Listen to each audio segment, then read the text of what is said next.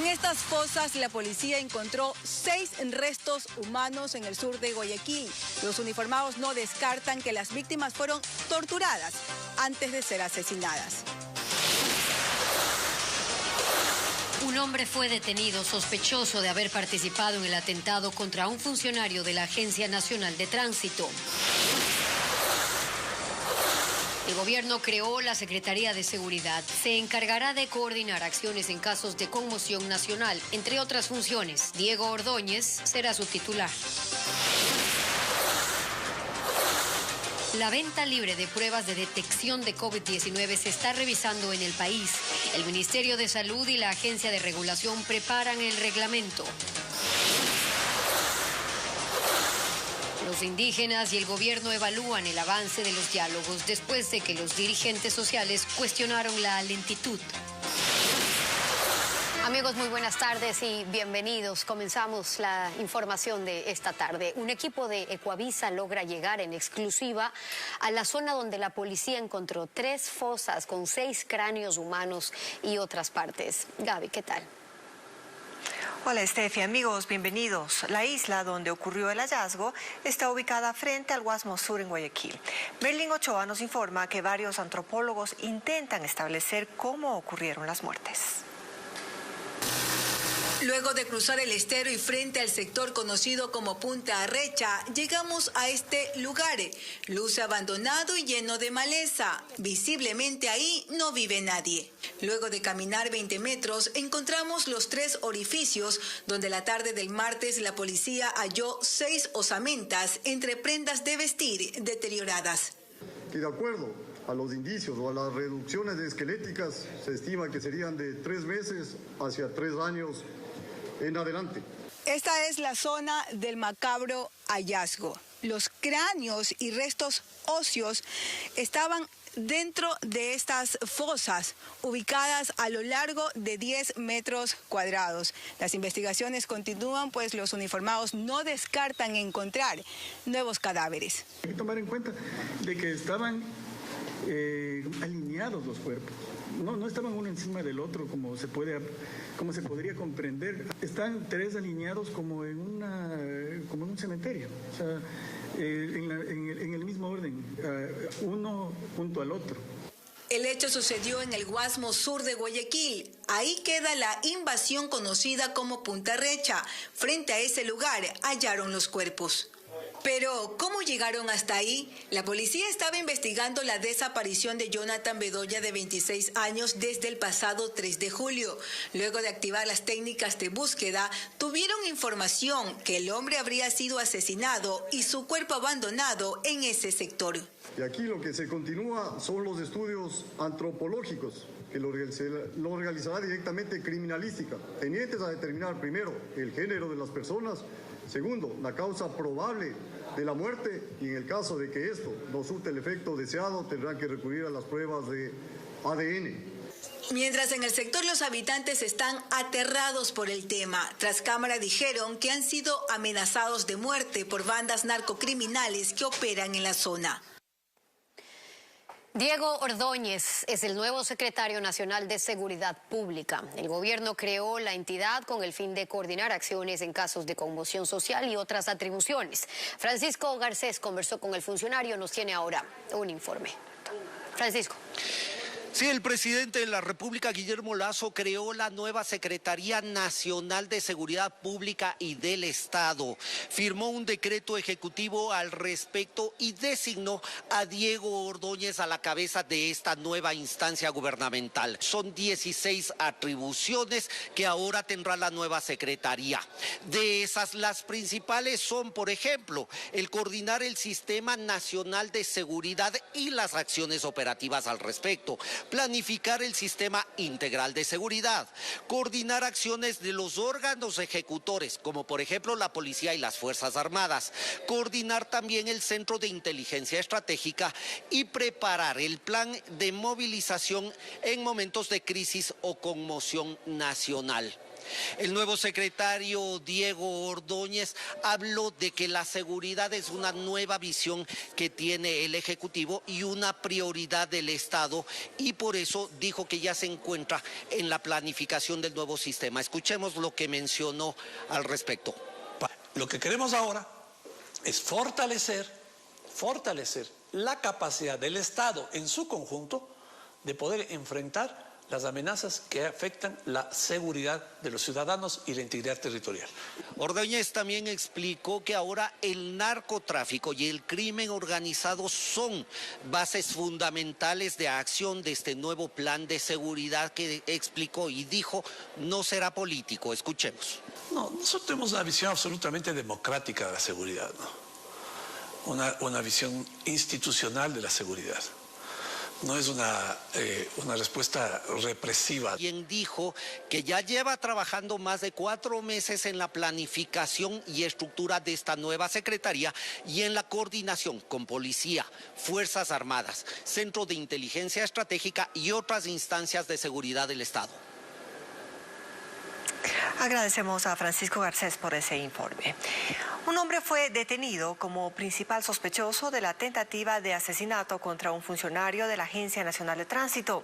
La víctima recibió varios disparos mientras estaba en los exteriores de su domicilio en Quito. Bessie Granja habló con la máxima autoridad del organismo sobre este caso.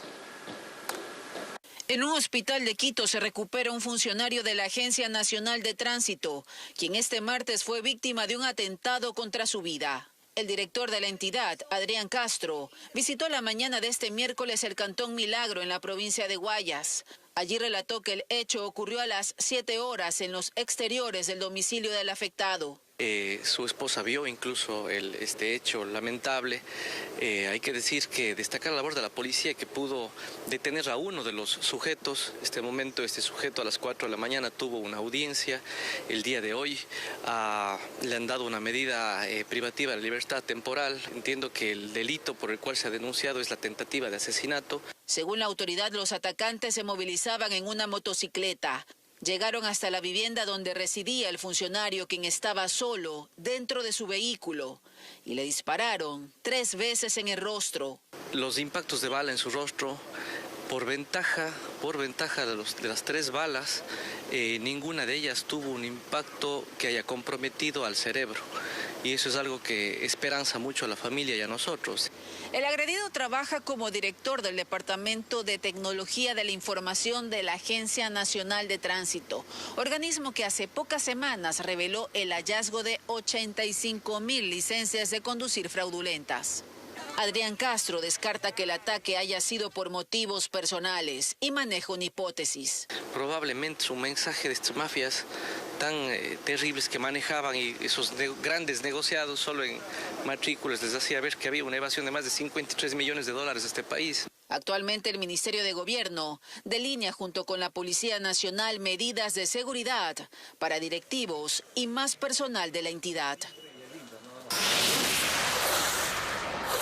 Y la Agencia de Regulación, Control y Vigilancia Sanitaria, ARCSA, elabora los lineamientos que se van a aplicar en la venta al público de pruebas rápidas de detección de COVID-19. El Comité de Expertos de la Federación Médica Ecuatoriana ve con optimismo esta medida, mientras que en los laboratorios piden que se socialice la forma correcta de tomar la muestra. Fabiola Santana nos trae ahora los detalles. La venta libre de pruebas rápidas de COVID-19 tiene como objetivo disminuir los contagios a través de la autodetección y autoaislamiento. La Agencia de Regulación, Control y Vigilancia Sanitaria, ARCSA, aún estudia los protocolos para autorizar la libre comercialización en farmacias. Sin embargo, el Comité de Expertos de la Federación Médica recomienda algunos lineamientos. Es altamente probable que empiecen a aparecer pruebas de origen dudoso. Toda prueba que se vaya a comercializar debe poseer el registro sanitario concedido por ARCSA. Y que los precios sean accesibles. Alrededor del mundo tienen una accesibilidad sumamente alta. Estamos hablando que tienen costos que van entre los 3 hasta los $8. Pero el director médico de este laboratorio de Quito, que realiza hasta 400 pruebas al día, dijo que se debe socializar cómo y cuándo hacer la prueba para evitar falsos negativos. Deben esperarse al menos tener 24 a 48 horas de síntomas para poder hacerse el test y poder identificar la presencia de esta proteína del virus en esta muestra. Pero según expertos, la prueba de antígenos solo es efectiva si usted tiene síntomas. Si no los tiene, lo más recomendable es que se haga una prueba PCR. La prueba PCR también sería necesaria para justificar ausencias laborales. Es algo que aún evalúan los profesionales de la autoridad sanitaria. Esto mientras se registra gran afluencia de pacientes contagiados en los consultorios privados de la capital, en donde advierten que la positividad del virus ya llega al 80%. Los médicos aseguran que el tiempo del aparecimiento de síntomas incluso se ha reducido. Carla Delgado nos informa. No solo los hospitales públicos de Quito registran gran afluencia de pacientes con sintomatología respiratoria, también las consultas privadas. Hasta acá llegan familias en busca de ser diagnosticadas. David Larreategui, médico infectólogo, asegura que la positividad del virus se ha elevado en las 2 últimas semanas.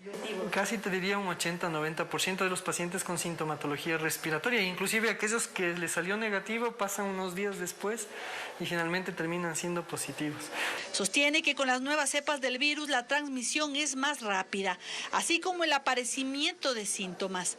La virulencia, la característica de esta cepa es que tiene esta capacidad y esta facilidad para contagiar y puede ser que acelere un poco el tiempo de espera, que era un tiempo prolongado hasta presentar síntomas. En algunos pacientes puede ser más corto. Y es que por ahora aproximadamente 1,000 personas al día contraen la enfermedad, según datos del Ministerio de Salud, aunque los especialistas aseguran que existe un subregistro y que el número es mayor.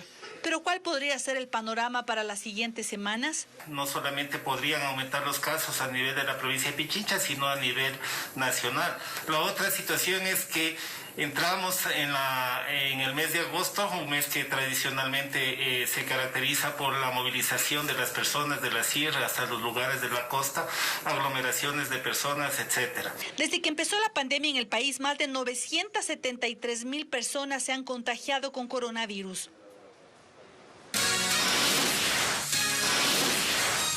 Es momento de nuestra primera pausa y al regresar, organizaciones indígenas creen que el diálogo avanza lento y plantean una nueva metodología.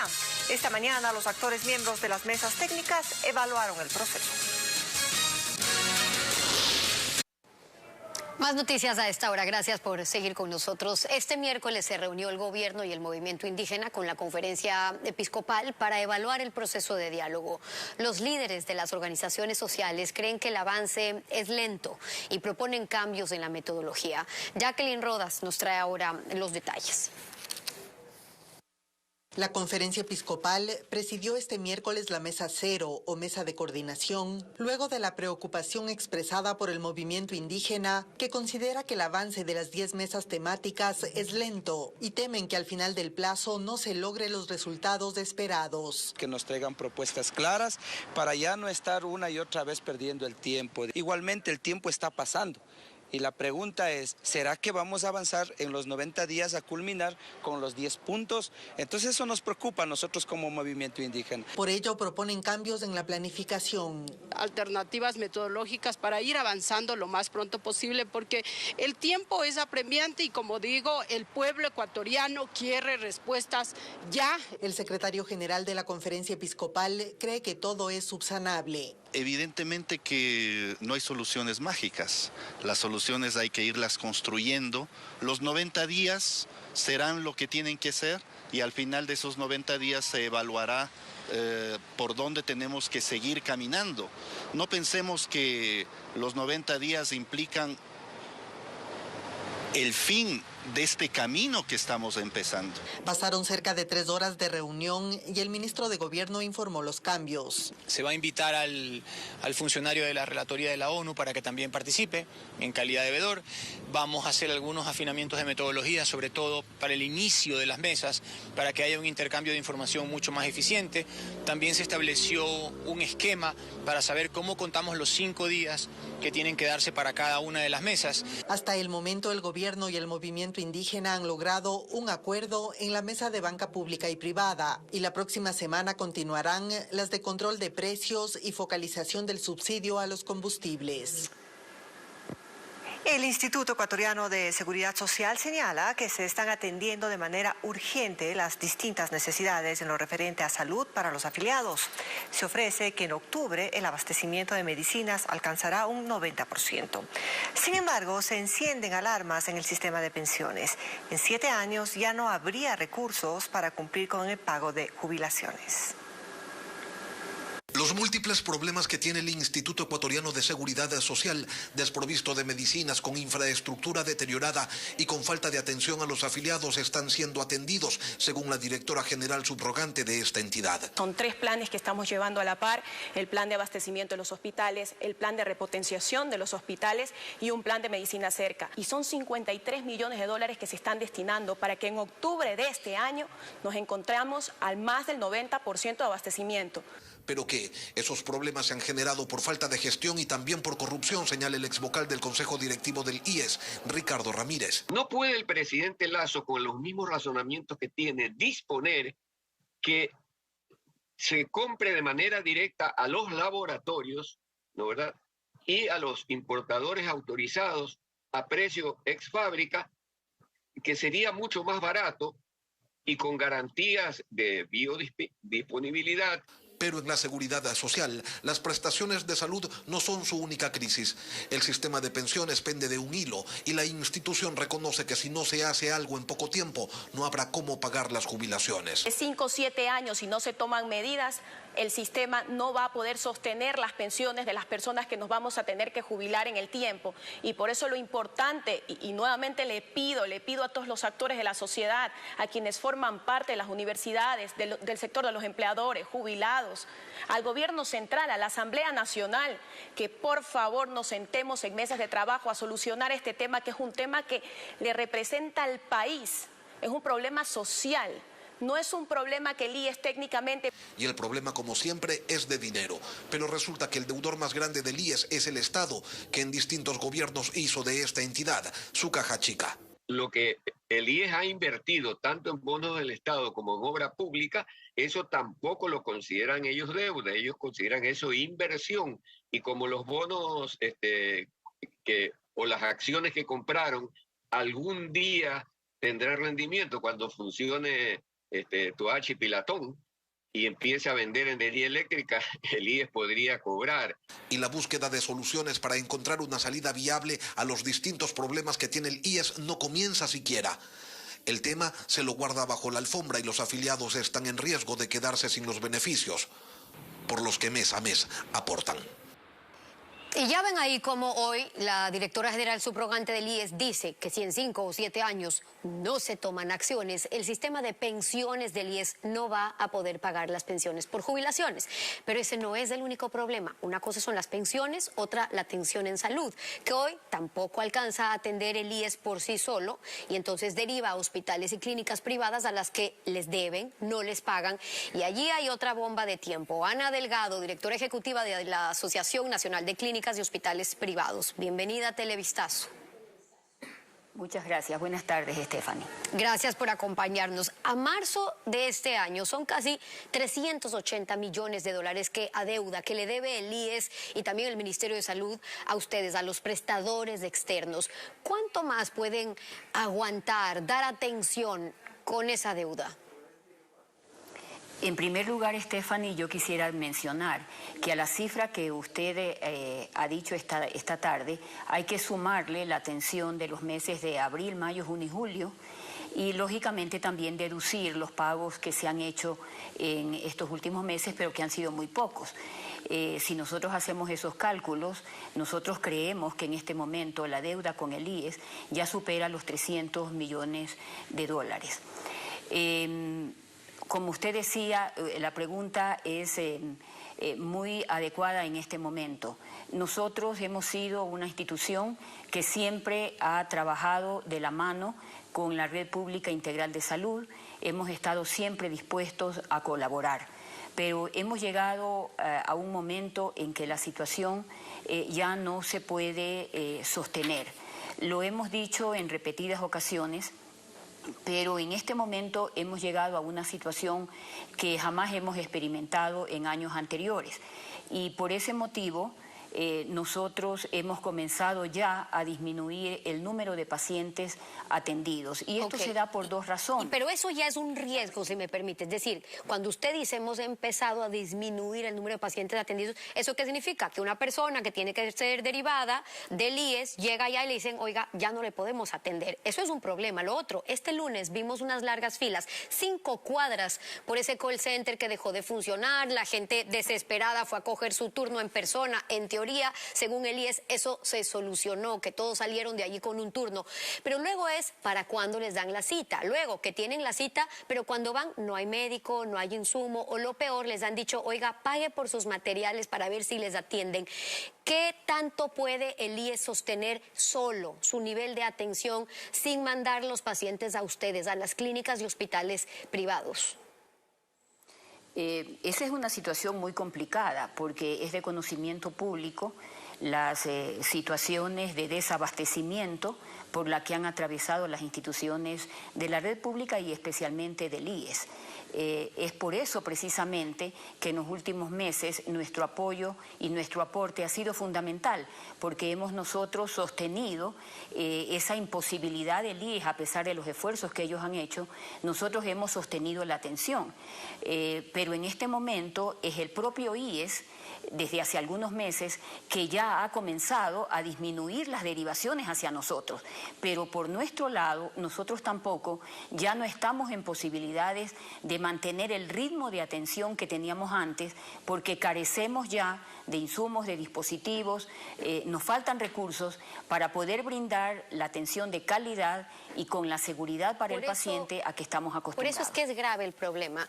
Desde el 2020, yo recuerdo que el IES ofreció, oigan, si un médico no puede atender en el IES, en máximo 5 días les vamos a derivar con otro médico, o sea, una cita en el mismo IES. Pero eso es falso. Les tienen meses esperando, aunque luego el papel diga lo contrario. El IES no lo logra por sí solo, pero también hay casos donde ha hecho derivaciones a lo privado cuando sí podía hacerlo el IES. Y ahí están investigando entonces si es que hay negociados. Y ese es un problema ahora para los pagos, es decir, auditar que si debían derivar y que no, y luego que si los montos que cobra la clínica o el hospital privado no son exagerados. Digo, ¿eso es un problema para los pagos ahora? Stephanie, uno de los problemas centrales que tiene en este momento el IES es la falta de auditores, un problema que no ha podido resolver en un año. Sin auditoría no hay pago. Esto es muy importante que la ciudadanía conozca. Nunca se paga sin hacer auditoría, en primer lugar. Si en este momento hay cierto recelo por una derivación inadecuada, el proceso de auditoría debería detectarlo, y en ese sentido nosotros estamos abiertos a entregar la información, que el IES ya la tiene, pero si es necesaria información adicional nosotros siempre estaríamos abiertos. Pero el otro tema que yo debo mencionar es que para hablar del sector salud es importante hacerlo con conocimiento y con propiedad. Todos los pacientes de la Red Pública Integral de Salud sean atendidos tanto en instituciones públicas como en instituciones privadas, están sujetos a un tarifario del Sistema Nacional de Salud.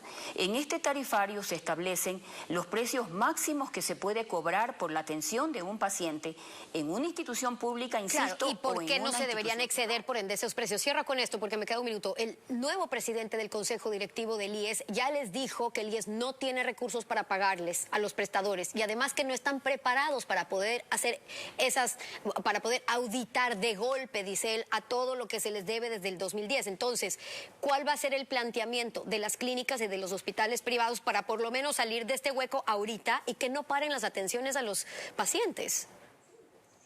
Por eso es que nosotros hemos insistido en la necesidad de sostener, de garantizar la sostenibilidad del Sistema Nacional de Salud, porque en este momento el paciente es el que ya no está recibiendo la atención que merece o que necesita, ¿verdad? Simplemente porque no se puede atender desde las instituciones del IES por los problemas que tenemos. Ellos están trabajando fuertemente en eso, pero no es un problema que se resuelve de la noche a la mañana, y porque nosotros ya no tenemos capacidad de atender. Y eso queda expresado en un problema muy claro, Stephanie: el monto de las cirugías represadas que hay en este momento y el número alto de procesos diagnósticos que no se han podido realizar.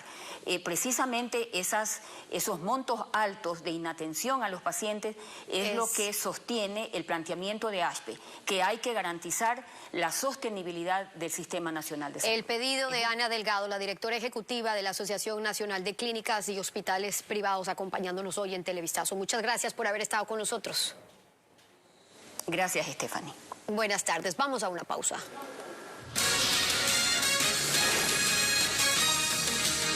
Vamos con más noticias. En la provincia de Chimborazo, miembros de la policía y fiscalía rescataron a una niña de 10 años que era obligada a prostituirse. También era víctima de pornografía infantil en la ciudad de Guamote. La madre de la menor de edad, una mujer de 28 años, fue detenida como presunta autora de estos delitos luego de que la tía de la niña presentara la denuncia. La audiencia de formulación de cargos se desarrollará en el edificio judicial de Guamote esta tarde. Y se realizó la firma de un acuerdo de paz en la cárcel de Turi, en Cuenca. Reos pertenecientes a las bandas de la DGO, Los Lobos, suscribieron un documento con el cual entregaron voluntariamente armas como una pistola, cuchillos, machetes, y se comprometieron a cesar los actos de violencia en el reclusorio. Machetes, decenas de cuchillos, una pistola, una bomba de gas lacrimógeno y hasta una balanza fueron los objetos que entregaron los reos de la cárcel de Turi en Cuenca como parte de un acuerdo de paz. La firma de este documento se realizó la tarde de este martes en una ceremonia. 6 representantes de los reclusos, pertenecientes a las organizaciones DGO Los Lobos, se comprometieron a cesar los hechos de violencia que han cobrado la vida de varios presos. Hacemos un compromiso interno ante todas las autoridades del comportamiento, de llevar la paz, la tranquilidad en todos los centros penitenciarios a nivel nacional. El pasado 3 de abril hubo un enfrentamiento en el que 20 presos fueron brutalmente asesinados. Tras ese caso se instaló un puesto de mando unificado y se implementaron algunas restricciones. La reunión del puesto de mando unificado es con objeto de ya desinstalar todas aquellas restricciones que en un momento se dieron precisamente por los hechos que ocurrieron el 3 de abril. Hay expectativas por parte de los funcionarios judiciales que esperan un verdadero alto a la violencia. Aspiro yo que este acuerdo de paz se cumpla y que efectivamente exista una verdadera rehabilitación social dentro del centro. Hasta el momento las autoridades han firmado acuerdos de paz en las cárceles de Santo Domingo de los Áchilas y en Loja. Ambos eventos se realizaron el pasado 28 de julio y se espera que otros centros se sumen a la iniciativa. Seguimos con más información. Más de 100 llamadas de emergencia y el colapso total del auditorio de una iglesia en el sur de Quito. Ese es el saldo de la fuerte granizada que sorprendió a la capital la tarde de este martes. Andrea Báez recorrió las zonas más afectadas y nos muestra lo ocurrido.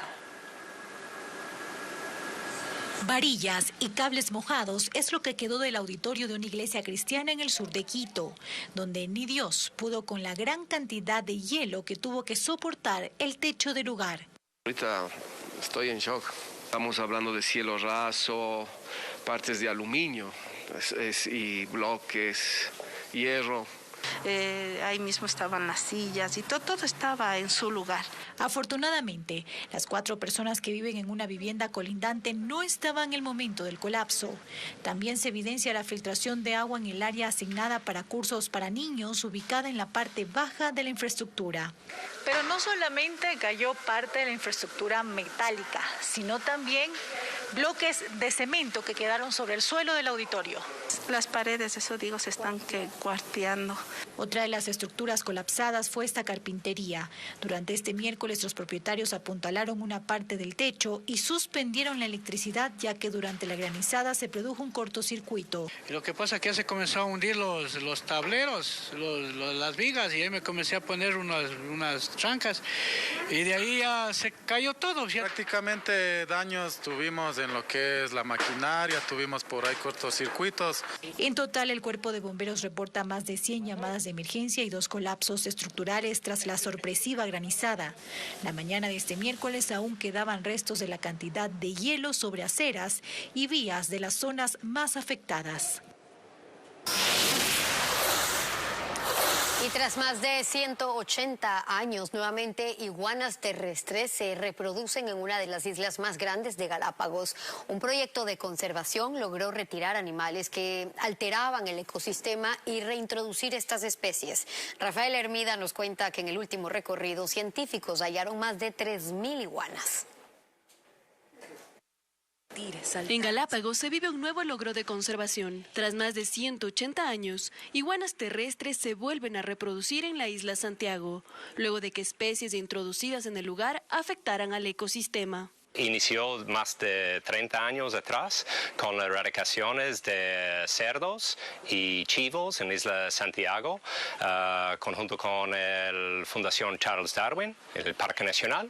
Y de ahí se entra en otra fase cuando puede hacer reintroducciones, ¿no? Como eso de iguanas. El equipo científico recorrió aproximadamente 36 kilómetros cuadrados y encontró más de 3.000 especímenes, que según el director del Parque Nacional Galápagos, ya muestran cambios positivos en la isla. Hemos encontrado machos, hembras y juveniles y también neonatos. Esto quiere decir que las iguanas en Santiago están reproduciéndose de manera exitosa y por supuesto ocupan el rol ecológico que corresponde. En 1835 se registró la presencia de las primeras iguanas terrestres en el lugar. Sin embargo, en expediciones realizadas en 1903 y 1906 ya no encontraron especímenes vivos en la isla. Pero con el éxito de este nuevo proyecto, los científicos tienen optimismo de que la especie persistirá. El descubrimiento de juveniles no marcados nos indica que la población está reproduciéndose en situ, lo que no se había observado desde finales de los 1800, y tenemos una estructura de población saludable.